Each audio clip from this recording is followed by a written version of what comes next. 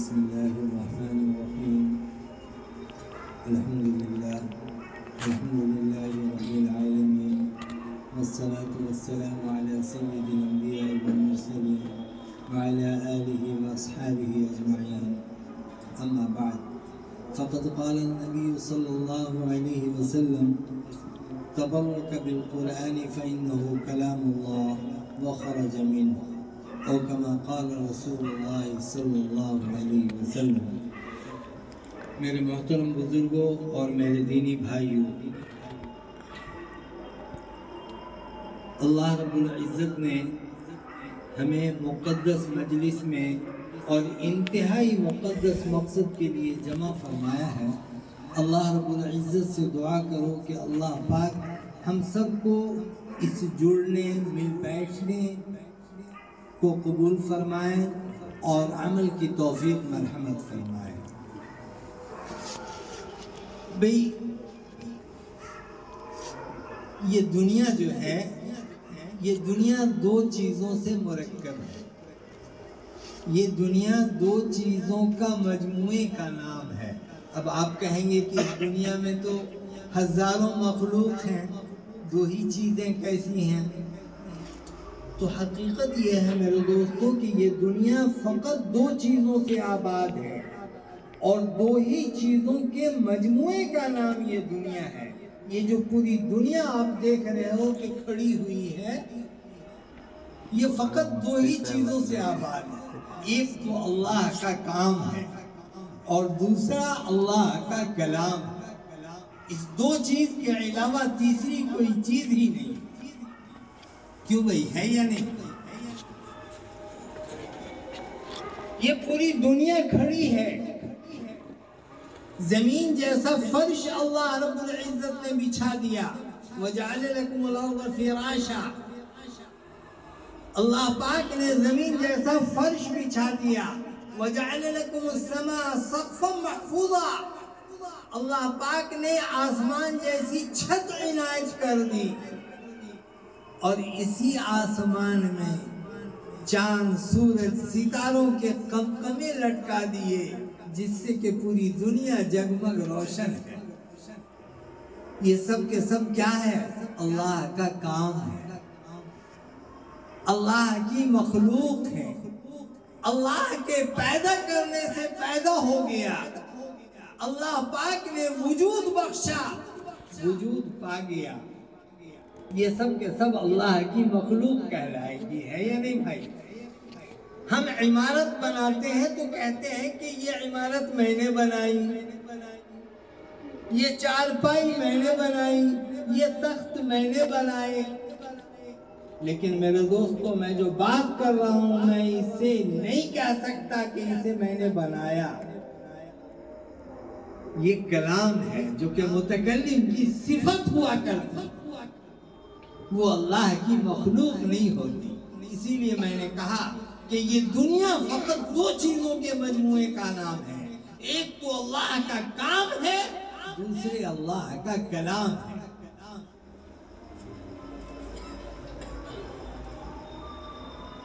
تو آج میرے دوستوں، میرے عرض کرنے کا مطلب یہ کہ وہ تبرک، وہ ہدیہ، وہ تحفہ جو ڈائریکٹ اللہ کے باطن سے نکل کر آیا ہے، وہ ہمارے اور آپ کے ہاتھوں میں ہے، وہ ہے قرآن کریم۔ کیوں بھائی، ہے یا نہیں؟ اس سے بڑھ کر کوئی تبرک ہو ہی نہیں سکتا، اس سے بڑھ کر کوئی تحفہ اور ہدیہ ہو ہی نہیں سکتا۔ اور یہی وجہ ہے کہ آقا اور مولا جناب محمد رسول اللہ صلی اللہ علیہ وسلم نے ارشاد فرمایا: تبرک بالقرآن فإنہ کلام اللہ، کہ برکت حاصل کرو اس قرآن سے کہ وہ اللہ کا کلام ہے۔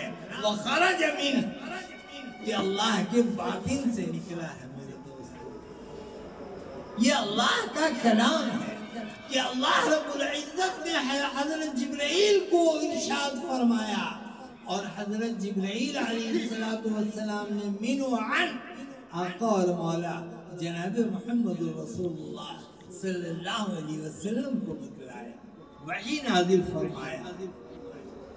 بلکہ یہاں تک بات ہے کہ جب وحی نازل ہوتی تھی تو آپ صلی اللہ علیہ وسلم اس وجہ سے کہ کہیں میں بھول نہ جاؤں اس کو رٹنے لگتے تھے. اسی پہ وہ آیت کریمہ نازل ہوئی لا تحرک به لسانک لتعجل به کہ آپ زبان کو حرکت نہ دیجئے, اسے رٹنے کی کوشش نہ کیجئے. ان علینا جمعہ و قرآنہ, آپ کے دل میں اس کو جمع کرنا یہ میری ذمہ داری ہے. آئے ہائے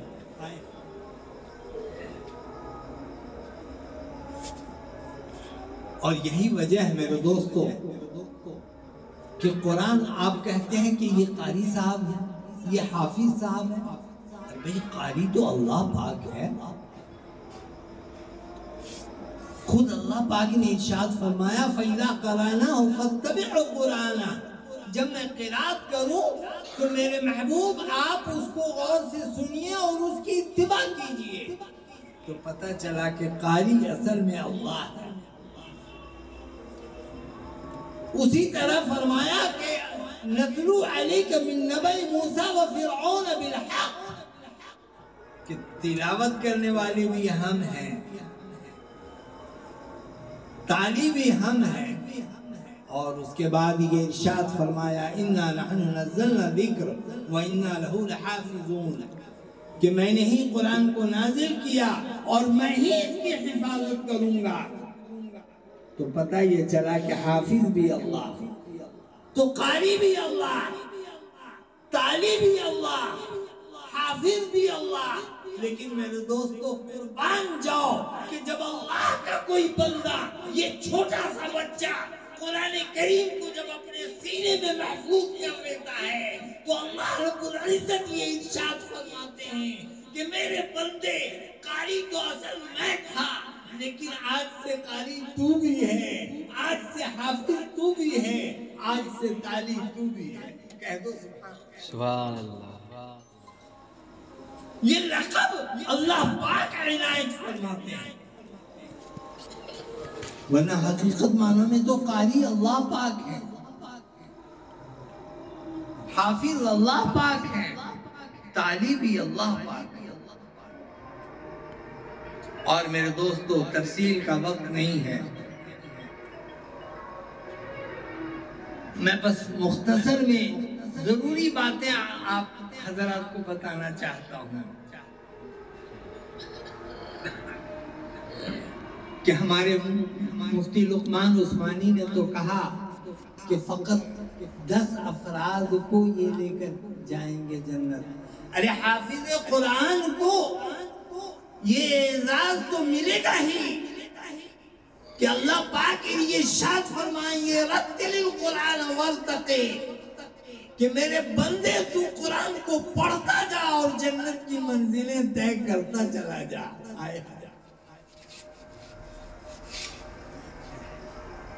اور روایتوں میں آتا ہے کہ ایک حافظ قرآن اپنے 10 افراد کو جنت میں لے کر جائے گا جس کے اوپر کہ جہنم واجب ہو چکا ہے. بعض علماء کرام نے تو لکھا ہے کہ 70 تک کو لے جائے گا. کہہ دو سبحان اللہ. اللہ پاک ہم سب کو یہ توفیق عطا فرمائے کہ ہم اپنے بال بچوں کے لیے اس حفظ اور قرآن کو پسند کریں. میرے دوستو اس کی قدر و قیمت جو سمجھ میں آئے گی تو وہ آنکھ بند ہونے کے بعد آئے گی, جب ہم قبر میں پہنچیں گے کہ یہ قرآن کریم کتنا بڑا محافظ بنتا ہے, عذاب کے لیے ڈھال بنتا ہے. اس لیے میرے دوستو اب رہی بات ہماری یہ کم نصیبی ہے کہ قرآن کریم کو ہم پڑھا نہیں کرتے, ہم اس کو اتنی اونچائی پہ رکھ دیتے ہیں کہ ہمارا ہاتھ بھی نہیں پہنچتا.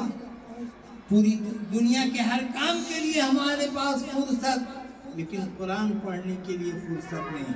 جبکہ حقیقت پوچھو تو اللہ رب العزت نے اس کے اندر شفا رکھی ہے. وَنُنَزِّلُ مِنَ الْقُرْآنِ مَا هُوَ شِفَاءٌ وَرَحْمَةٌ لِلْمُؤْمِنِينَ.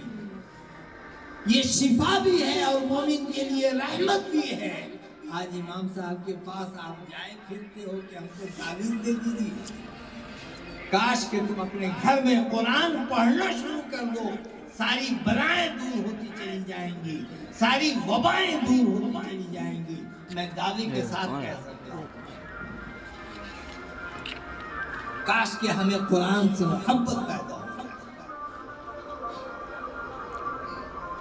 اور میرے دوستو، میں آپ کو یہ بھی بتا دوں کہ اس کو بھولنے پہ وعیدیں بھی ہیں۔ اللہ پاک ہم سب کی حفاظت فرمائے۔ آمین ثم آمین۔ فرمایا من اعرض عن ذکری فإن له معیشتا ضنکا ونحشره یوم القیامت اعما۔ جس نے میرے قرآن کو بھلا دیا، میری یاد سے غفلت کی، کل قیامت کے دن وہ اندھے بنا کر کے اٹھائے جائیں گے۔ اللہم احفظنا آمین۔ اللہ پاک ہم سب کی حفاظت فرمائے۔ آمین۔ کیا فرمایا؟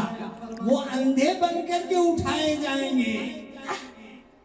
اس لیے میں حفاظ کرام سے خاص کر کے کہا کرتا ہوں کہ پارے دو پارے روزانہ پڑھنے کا معمول بناؤ۔ جب تک جوانی رہی تراویح الحمدللہ پڑھاتا رہا، آج پڑھانے کے لائق نہیں ہوں لیکن پڑھنے کا معمول ہے۔ نوازا کا سنتا تھا، آپ نے بھی سناتا تھا، ایک معمول بنا ہوا ہے۔ تو میرے دوستو، میں وہ نہیں بتانا چاہتا ہوں، میں یہ بتانا چاہتا ہوں، فرمایا کہ کل قیامت کے دن وہ اندھے بنا کر کے اٹھائے جائیں گے۔ وہ نابینا کہے گا قال رب لما حشرتنی اعمی وقد كنت بصیرا، کہ اے اللہ پاک ہم تو آلریڈی بینا تھے، سب کچھ دیکھنے والے تھے، آج ہم نابینا کیسے ہو گئے؟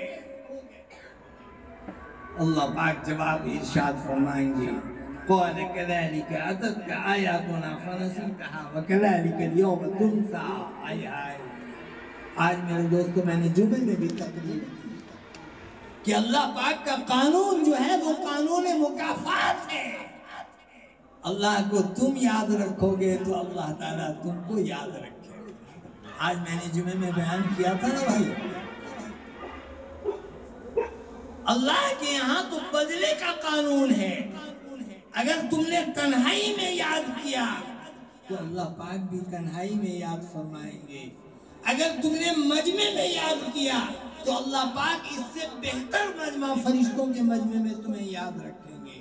اگر تم نے نعمتوں میں اللہ کو یاد رکھا تو اللہ پاک تمہیں مصیبتوں میں یاد رکھیں گے۔ فرمایا کہ اے میرے بندے، تم نے مجھے بلایا، میں نے تجھے بلا دیا۔ کیا بات ہے، کیا انصاف! اللہ نے کہا فَاذْكُرُونِي أَذْكُرْكُمْ، تم مجھے یاد کرو میں تجھے یاد رکھوں گا۔ إِن تَنْصُرُوا اللَّهَ يَنْصُرْكُمْ، تم میری مدد کرو میں تیری مدد کروں گا۔ اللہ پاک میری مدد کا محتاج ہے کیا؟ کیوں بھائی؟ ہرگز نہیں۔ اللہ کے دین کی مدد کرو، اللہ پاک تمہاری مدد ہر لمحہ کرتا چلا جائے گا۔ آج میرے دوستو، ہم اپنے نوجوانوں میں دین کو لانے کی کوشش کریں۔ آج دیکھ رہے ہو پوری دنیا کی حالت، اللہ کے کیسی کیسی عذاب آ رہے ہیں۔ منٹوں میں کروڑ پتی خاک پتی بن رہا ہے، جا کے دیکھ لو۔ اس لیے ان چیزوں سے ہمیں ڈرنا چاہیے، ہمیں عبرت حاصل کرنی چاہیے، اور ہمیں قرآن کے حقوق کو سمجھنا چاہیے۔ میں بارہا کہا کرتا ہوں کہ دیکھو، قرآن کے 3 حقوق ہیں۔ قرآن کو صحیح پڑھنا، یہ قرآن کا سب سے پہلا حق ہے، اور قرآن کو سمجھنا یہ قرآن کا دوسرا حق ہے۔ کیوں بھائی، ہے یا نہیں؟ آپ کے کسی دوست کا اگر کوئی خط آ جائے اور وہ بھی انگریزی میں، ہم انگریزی جانتے نہیں، تو کیا ہم ایسے چھوڑ دیں گے؟ ہم جائیں گے نا بھائی وکیل صاحب کے پاس کہ قرآن یہ میرے دوست نے مجھے لیٹر لکھا ہے، کیا لکھا ہے ذرا ہم کو سمجھائیے۔ اس کو چھوڑ تو نہیں دیں گے نا، سمجھنے کی کوشش کریں گے۔ تو میرے دوستو قرآن بھی اللہ رب العزت کا بھیجا ہوا دستور العمل ہے، ہمارے لیے دستور حیات ہے۔